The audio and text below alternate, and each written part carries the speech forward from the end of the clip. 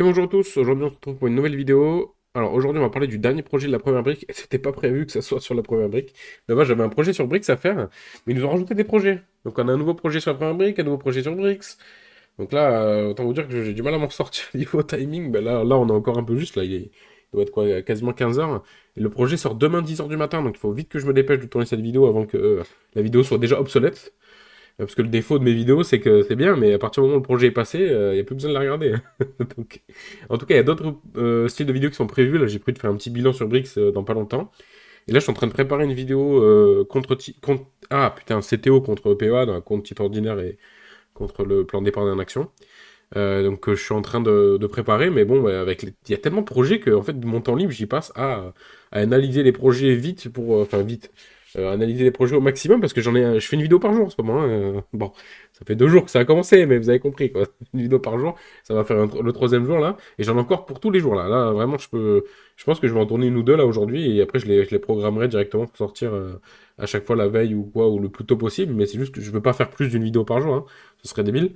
Mais il y a du boulot, quoi. Il y a énormément d'analyses à faire en ce moment. Il y a beaucoup, beaucoup, beaucoup de projets.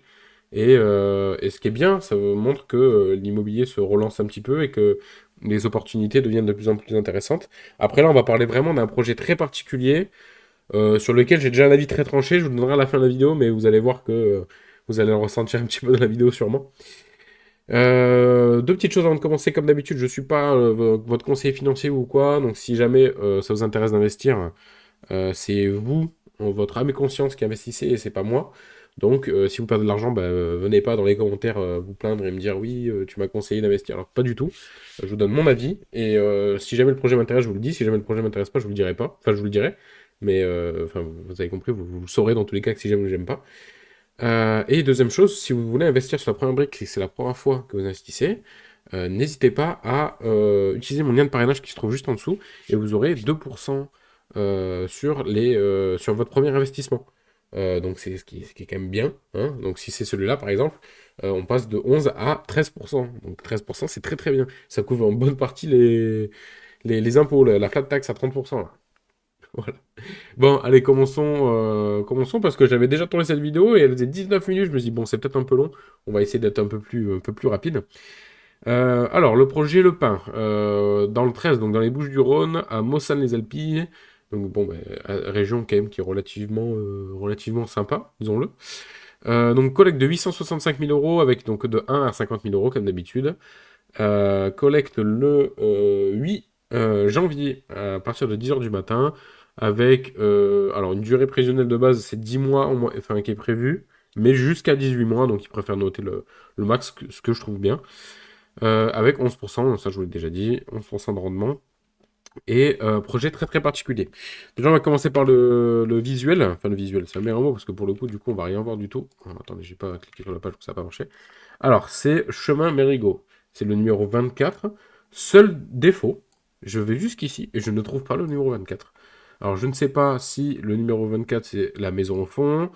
Là, c'est le 16. Et là, on a le 10. Donc, un peu rien à voir. Donc, je ne sais pas exactement où c'est. Mais on est on est dans la zone. Après, c'est très beau, hein, on va pas se mentir. C'est très, très beau comme endroit. Là, par exemple, la maison ici, enfin, si on peut appeler ça une maison toute simple, elle est magnifique, hein, vraiment. Moi, j'aimerais bien y vivre, hein. Avec plaisir, hein. Voilà. Allez, passons à l'analyse directement. Donc, euh, toujours malade, voilà, hein. Ça fait 2 semaines que je suis malade. Alors, Mossane-les-Alpilles, Bouches-du-Rhône. Alors, alors l'achat d'une maison d'habitation dans le but de réhabiliter et construire 2 masses à la place. À savoir, comme on verra un peu plus tard, mais il y a déjà un mas qui est terminé et un qui est bientôt terminé. Donc en fait, on arrive déjà presque à la fin du projet. Vous allez voir que c'est un projet qui a commencé en 2020. Ça fait très longtemps, donc vous allez voir que ça a bien avancé. Travaux de gros et de secondes œuvres sont réalisés. Notre intervention consiste à dégager des liquidités aux opérateurs afin de terminer les travaux. En effet, de masse sont presque terminés. Les lots seront vendus clés en main aux acquéreurs. Alors, on parle en millions. Je vous le dis tout de suite, on parle en millions. C'est 2 masses donc, dans le sud de la France, donc c'est très très cher. Donc cette opération vise un coût de revient de 4 663 000 euros et un chiffre d'affaires de 7 420 000 euros. Donc avec une marge de 2 756 000, soit 37% du chiffre d'affaires. 37%. C'est beaucoup, surtout sur les sommes comme ça. C'est beaucoup, beaucoup, beaucoup de gains. Alors voilà, mon point rouge. Odile et Olivier sont respectivement âgés de 65 et 68 ans et se lancent pour la première fois dans un projet de promotion immobilière. Voilà, ça me fait très peur cette phrase. Pour la première fois dans un projet de promotion immobilière, on commence avec des sommes en millions. Normal. Chacun son truc. Après plusieurs opérations financées grâce à un patrimoine hérité depuis de nombreuses années, c'est en 2021 que ces derniers décident de se lancer dans le métier de promoteur immobilier à titre professionnel. Alors vous allez voir 2021, mais comme je l'ai dit, le projet a commencé en 2020. Enfin, à peu près. Vous allez voir, on va voir les dates exactes parce que je ne me souviens plus par cœur, mais voilà. Ça commence à dater. Ouais. Aujourd'hui, ils ont fait le choix de trouver dans le confond immobilier. Ça, pareil, ça me fait très peur. Premier investissement, donc ça veut dire qu'ils sont sûrement sans dette. Surtout qu'ils le font en holding, donc j'imagine qu'ils n'ont vraiment pas de crédit, en tout cas. Eh ben, ils le font en crowdfunding immobilier. Pourquoi? En fait, moi, je vais vous dire parce qu'on va le voir un peu plus loin. En fait, ils ont investi énormément de leur poche, et j'ai l'impression qu'en fait, ils ont mal fait les calculs, et qu'ils ont besoin de plus que ce qu'ils ont prévu. Du coup, ils sont obligés de faire un crédit rapide en passant par crowdfunding immobilier. Mais du coup, est-ce que c'est pas une preuve de la mauvaise gestion? Parce que moi, je vois pas l'intérêt de passer par un crowdfunding immobilier si tu n'as pas de dette, donc du coup, tu peux passer par du levier bancaire. Mais bon, on va voir ça un peu plus loin. Pour compléter leur fonds propres et terminer les travaux, donc financement. Alors là, vous allez voir, c'est affolant. Le financement, il est affolant, il est inquiétant même, je trouve. Donc on finance 865 000 euros. Côté des apports de nos porteurs de projet Odile Olivier de 3 798 000 euros, donc 3 millions 8 d'apports personnels, vous vous rendez compte? Ils ont 3 millions 8, ils ont mis tout dans un projet. Tout dans un projet. Pour la réalisation de cette opération dans le cadre de la levée de fonds réalisée sur notre plateforme. Donc pareil, 1 à 50 000 euros, comme je disais, un taux de 11% proratisé sur la durée réelle, de 4 à 18 mois sur une durée cible de 10 mois. Remboursé in fine, comme d'habitude sur la première brique, remboursé qu'à la fin. L'investissement est garanti par une hypothèque de premier rang inscrite sur les deux masses terminées permettant de couvrir 858% du montant financé. On a une hypothèque de premier rang qui couvre 858% du montant qu'on a investi. Je ne sais pas si vous vous rendez compte. On finance 865 000 euros et on a une hypothèque de premier rang sur quelque chose qui est censé en valoir 7,4 millions. Plus de 8 fois ce qu'on investit. Alors, c'est énorme. C'est vraiment énorme. Et je pense que s'ils font ça, c'est parce qu'ils savent qu'on va avoir du mal à leur faire confiance. Vu que c'est leur premier projet. Et pour moi, il y a un manque de gestion. Il y a un manque de bonne gestion. Voilà. Et un manque de bonne gestion à 800 000 euros. Hein. Pas, pas un petit, quoi. Donc, voilà. C'est très séduisant. Ça donne envie de tenter. Mais voilà. Compliqué. De plus, ce projet est assorti d'une garantie à la première demande, bon, qui couvre, si je dis pas de conneries, un peu plus d'1 million, ce sera noté en dessous. Donc en vrai, c'est pas mal aussi. Sur la société porte-proté, hein, voilà. Bref, bon, on s'en fout. Caution personnelle de la part de porteur de projet. Je sais pas si c'est pas la caution personnelle qui est à 1 million. Hein. On va regarder un peu plus loin. Donc, marge d'importance 37%, secteur très prisé, hypothèque de premier rang 858%, fonds de propre engagé important 81%. 80. Moi, je râle quand il n'y a pas 20%, et eux, ils mettent 81%. En fait, nous, on finance les billes, le minimum. Voilà. Mais c'est inquiétant, hein. Moi, je trouve ça. C'est pas, alors, c'est beau hein, sur le papier, hein, mais c'est inquiétant. Parce que je me dis, pourquoi pas avoir financé 100% en fait?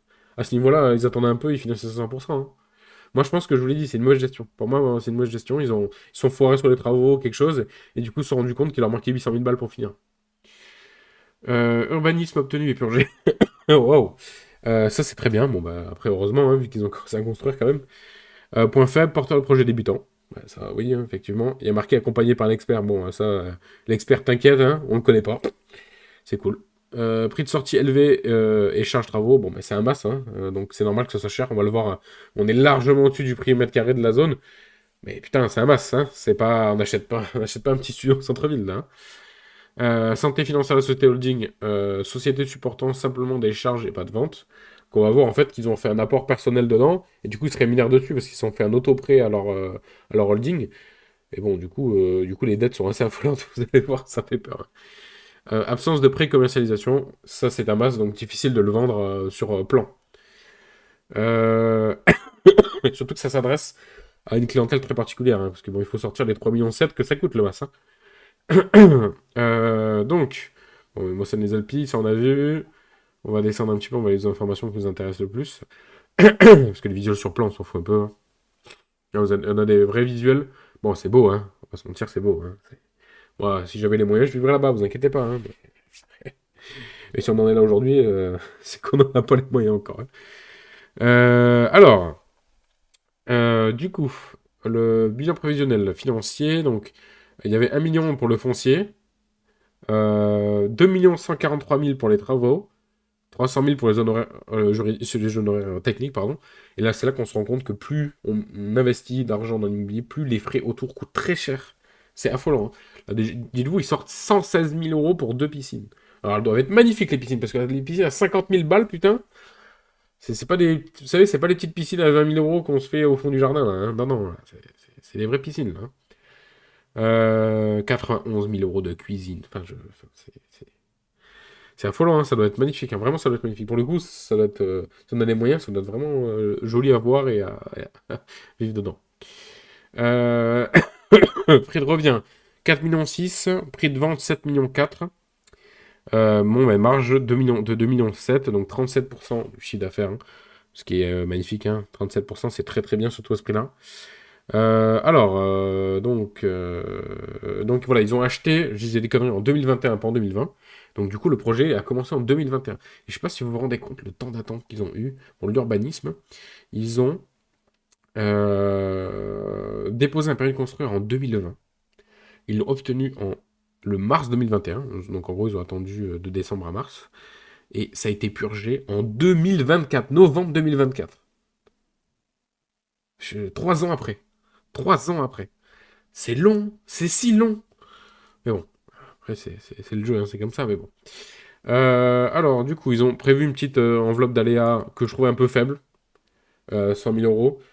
On est quand même sur les travaux qui représentent 50% du budget, qui représentent plus que le foncier.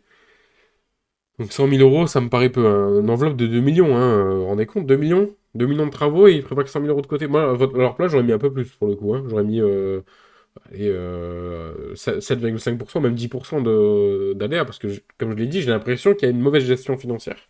Et du coup, sont fait un peu avoir avec les travaux, et du coup, ils sont un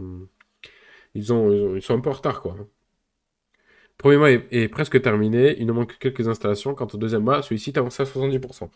Donc c'est bientôt fini, c'est pour ça qu'on a des délais très courts, hein. On fait pas toute la construction, on repart pas de zéro, en fait. Là, on arrive sur un projet qui est déjà presque terminé. On est là juste pour faire quasiment du refinancement, en fait, hein. Donc ça, c'est bon. Ça, c'est bon, on l'a déjà vu. Bon, l'étude de marché, comme vous pouvez le voir, on est carrément en dehors des prix du marché. Mais on vend un masse, on vend pas une maison classique. Donc c'est du luxe, hein. À l'intérieur, c'est tout, c'est magnifique. On l'a vu dans les visuels au-dessus, c'est super joli, hein. Même l'extérieur est fait et tout, c'est super, quoi. Alors, bon, est-ce qu'on va regarder une opportunité rare? Oui, bah oui, j'imagine qu'il n'y a pas des masses.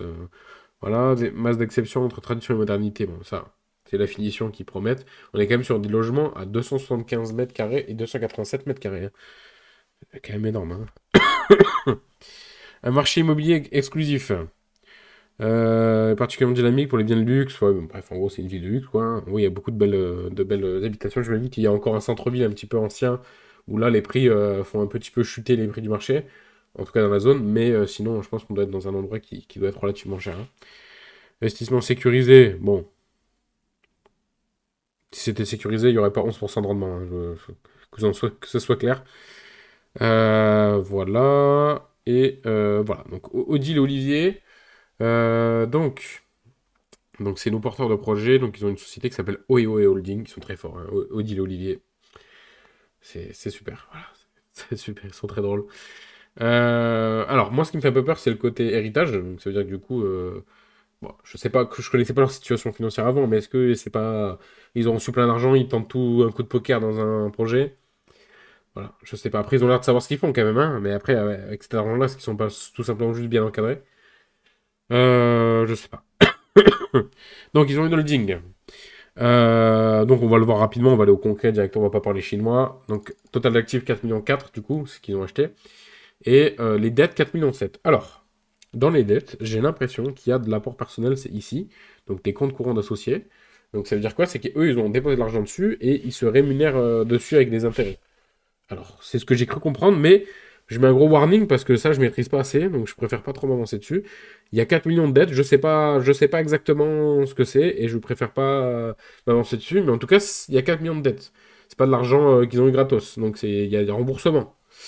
Donc, ils ont beaucoup de dettes, mais est-ce que c'est pas juste des dettes de leurs fonds propres qu'ils ont déposés dessus pour pouvoir financer le projet? Parce que ça correspond à un petit peu, en gros, le projet qu'ils ont en train de faire. Parce que sinon, les dettes, ils n'ont pas de dette d'emprunt, ils n'ont pas d'emprunt bancaire, c'est ce que je disais.